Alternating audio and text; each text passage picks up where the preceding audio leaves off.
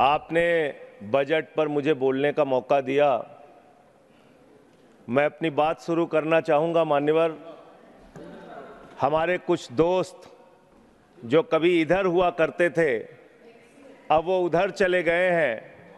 उनके लिए चंद पंक्तियों से अपनी बात शुरू करूँगा कि कैसा ये हादसा है मेरी जिंदगी के साथ, कैसा ये हादसा है मेरी जिंदगी के साथ, मैं हूं किसी के साथ, मेरा दिल किसी के साथ। तो जो लोग उधर चले गए मान्यवर, उनका दिल हमारे साथ है, भले वो किसी के साथ हो। मान्यवर, इस बजट का बहुत ढोल पीटा जा रहा है कि बड़ा क्रांतिकारी, बड़ा अच्छा बजट, बड़ा विकसित भारत का बजट है।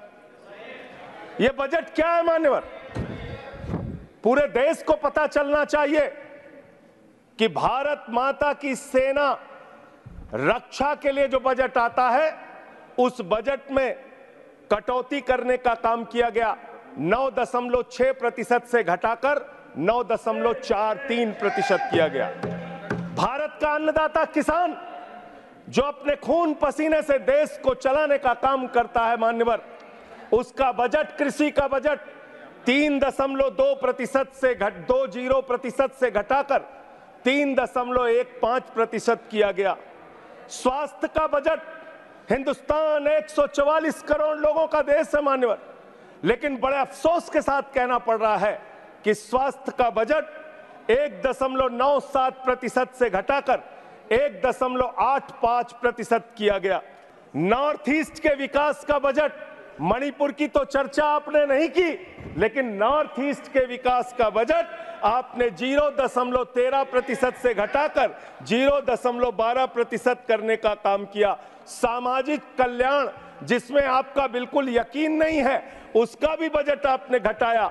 1.22% से घटाकर 1.17% करने का काम किया। यह है आपके विकसित भारत के खोखले बजट की सच्चाई। हर वर्ग को आपने चोट पहुंचाने का काम किया मान्यवर। आप कहते हैं आप दुनिया की 5वीं बड़ी अर्थव्यवस्था है, 5वीं बड़ी अर्थव्यवस्था है। अरे ये तो सच्चाई बताइए कि ये 5वीं बड़ी अर्थव्यवस्था किसके लिए है? आपने चंद पूंजीपतियों का 16 लाख करोड़ रुपए माफ किया। ये इस देश की सच्चाई है। आपने 16 लाख करोड़ रुपए पूंजीपतियों का माफ किया। मैं बताना चाहता हूं इस सरकार से किन किन वर्गों को उम्मीद थी। इस सरकार से उम्मीद थी देश के अन्नदाता किसानों को कि आप एमएसपी दोगुना करेंगे। आपने एमएसपी दोगुना नहीं की, आपने किसानों की फूड सब्सिडी का काटने का काम किया, फर्टिलाइजर सब्सिडी काटने का काम किया, कृषि क्षेत्र को देने वाले बजट को खत्म करने का काम किया। बेरोजगारों को उम्मीद थी, 10 साल में आपने कहा था मान्यवर 20 करोड़ नौकरियां देंगे। 20 करोड़ नौकरियां आपने नहीं दी। फिर नौजवानों ने कहा नौकरी दो, नौकरी दो। फिर आपने कहा पकौड़ा तल लो, पकौड़ा तल लो। फिर आपने कहा पान की दुकान लगा लो, पान की दुकान लगा लो। फिर आपने कहा 4 साल की नौकरी कर लो सेना में, 4 साल की नौकरी। मैं मान्यवर आपके माध्यम से भारत के प्रधानमंत्री से बड़ी विनम्रता पूर्वक पूछना चाहता हूं, देश के प्रधानमंत्री को 73 साल की उम्र में तीसरी बार प्रधानमंत्री बनना है, लेकिन किसान का बेटा नौजवान सेना में 4 साल की नौकरी करेगा। ये भेदभाव क्यों है? मैं पूछना चाहता हूं मान्यवर, आपके माध्यम से इस सरकार से जानना चाहता हूं अगली योजना क्या आएगी आपकी। आप कह रहे हो इंटर्नशिप योजना, ट्रेनिंग योजना, 5,000 रुपए की ट्रेनिंग ले लो, 5,000 रुपए की ट्रेनिंग ले लो। मान्यवर, 5,000 रुपए की ट्रेनिंग 500 बड़ी कंपनियों में आप देंगे। मुझे भारत की 100 कंपनियां आप बता दीजिए जिसमें एक कंपनी में आप 4,000 ट्रेनी रख सकते हैं। एक कंपनी बता दीजिए जिसमें आप 4,000 प्रशिक्षु आप रख सकते हैं ट्रेनिंग के तौर पे। ये भी आपका आंकड़ा सिर्फ एक जुमला है, इसके अलावा कुछ नहीं है। अब मुझे लगता है एक ही योजना बाकी रह गई है मान्यवर। वो योजना है कि हमारी भारत की सरकार, आदरणीय नरेंद्र मोदी जी की सरकार अगली योजना लेके आएगी कि इस देश के नौजवानों को मुफ्त में 5 करोड़ कटोरा बांटा जाएगा। भीख मांगो योजना, भीख मांगो योजना लाने का काम ये लोग करेंगे।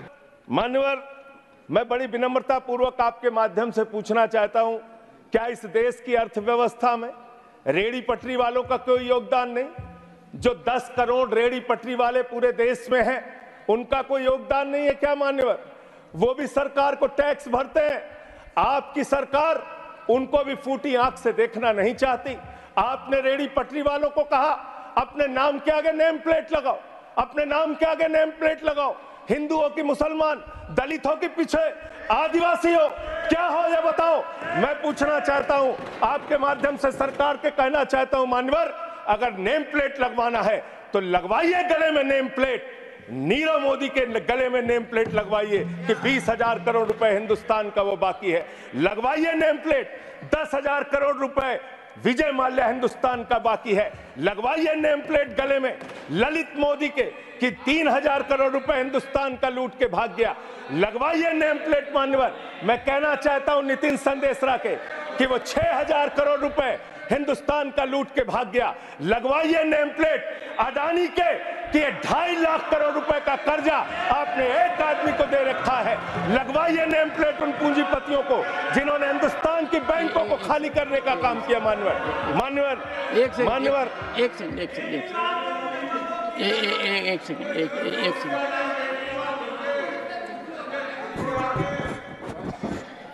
सेकंड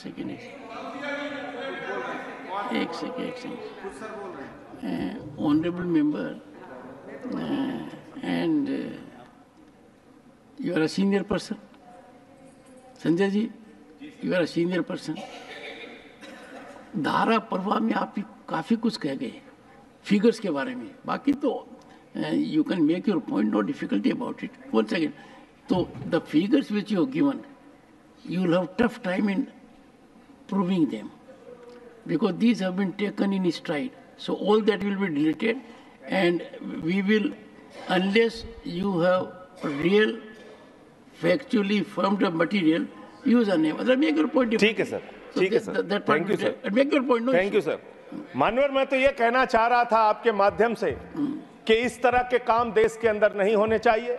भारत एक धर्मनिरपेक्ष राष्ट्र है और हम जानते हैं अपनी सामाजिक व्यवस्था में, मैं जानता हूं इनके मन में दर्द होगा मान्यवर, अभी चुनाव हारे हैं ये उत्तर प्रदेश में, तो वहां पर अगर कोई बोर्ड लगाएगा जाटव ढाबा, एक सेकंड, जाटव ढाबा कोई लगाएगा, कोई अपने ढाबे के आगे अगर वाल्मीकि ढाबा लिखेगा तो आप लोग उसके यहाँ खाने नहीं जाओगे। मैं जानता हूं आपकी मानसिकता।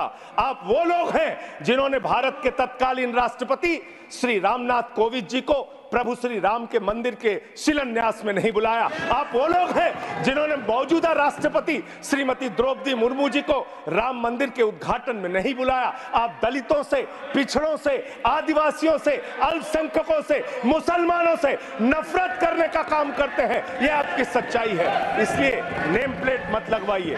नेम प्लेट लगवाना है तो जिन्होंने देश की बैंकों को लूटा है उनका नेम प्लेट लगवाइए। और मान्यवर, मैं आपसे, आपके माध्यम से इस सरकार से कहना चाहता हूं, इनका बजट पढ़ रहा था मान्यवर, जेलों को भी इन्होंने कम बजट दिया। अरे जेल का बजट तो बढ़ा दीजिए, 300 करोड़ रुपए जेल का बजट बढ़ा दीजिए।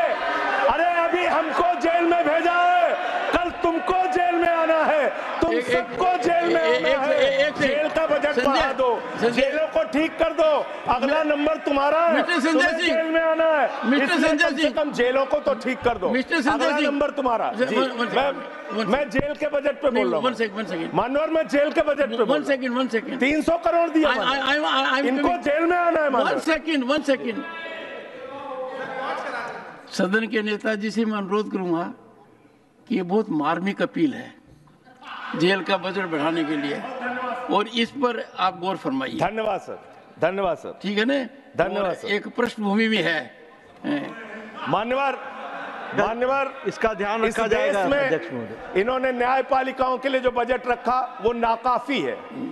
5 करोड़ केसेस पेंडिंग है इस देश के अंदर, और 6 लाख लोगों को पूरे देश में जेलों में रखा गया है, जिसमें करीब 76% अंडर ट्रायल हैं। इसका मतलब आपका मकसद न्याय दिलाना नहीं है, आपका मकसद किसी मामले की सच्चाई तक पहुंचना नहीं है, आपका मकसद है पकड़ पकड़ के एक एक व्यक्ति को जेल में डालना।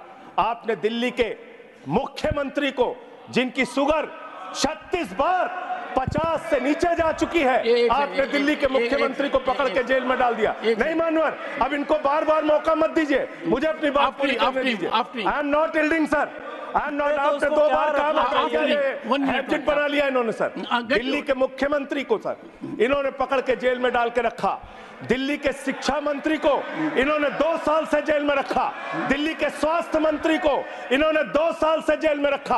आप एक एक विपक्ष के नेता को पकड़ पकड़ के जेल में डालते हैं। हेमंत सोरेन को मुख्यमंत्री को जेल में आपने रखा, संजय रावत को जेल में रखा, अनिल देशमुख को जेल में रखा, सबको पकड़ पकड़ के आप जेल में रखते हैं। बंगाल के 3 मंत्रियों को आपने पकड़ के जेल में रखा। आपका मकसद ट्रायल कराना नहीं, न्याय दिलाना नहीं, आपका मकसद हम लोगों को पकड़ के जेल में रखना है। जितना जेल में डालोगे, जितना जेल में डालोगे, मैं आपसे कहना चाहता हूं, जितना जेल में डालोगे उतना गर्त में जाओगे। जिसने भी ये राजनीति की है उसका समापन हो गया है। अभी 240 पे पहुंचे हो, कल 24 पे पहुंचोगे, इसके बाद 2 पे भी आओगे।